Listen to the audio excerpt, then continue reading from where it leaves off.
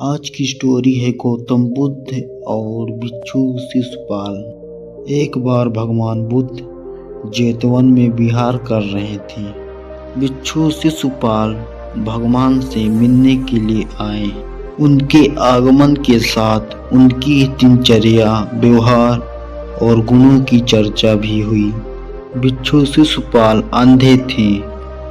एक दिन बिहार के कुछ बिच्छुओं ने कुछ मरे हुए कीड़ों को शिशुपाल की कुटिया के बाहर पाया और उन्होंने शिशुपाल की निंदा करनी शुरू कर दी।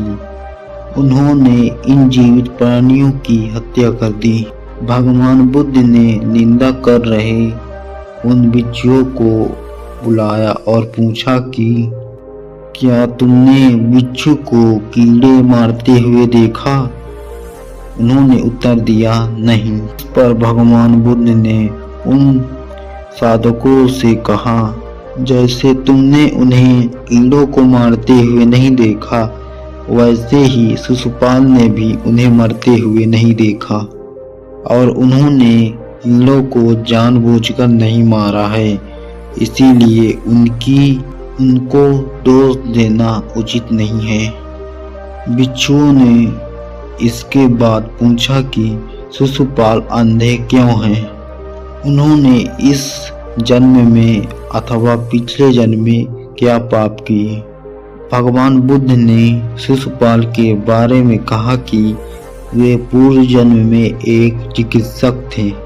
एक अंधी स्त्री ने उनसे वादा किया था कि यदि वे उसकी आंखें ठीक कर देंगे तो वह और उसका परिवार उनके दास बन जाएंगे।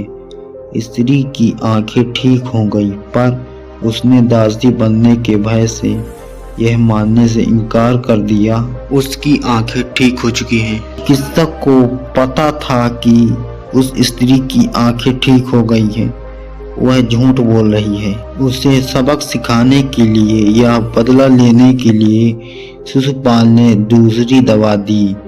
उस दवा से महिला फिर से अंधी हो गई। वह इतना ही रोई पीटी, लेकिन शिशुपाल जरा भी नहीं पछताए। इस पाप के फलस्वरूप अगले जन्म में चिकित्सक को अंधा बनना पड़ा।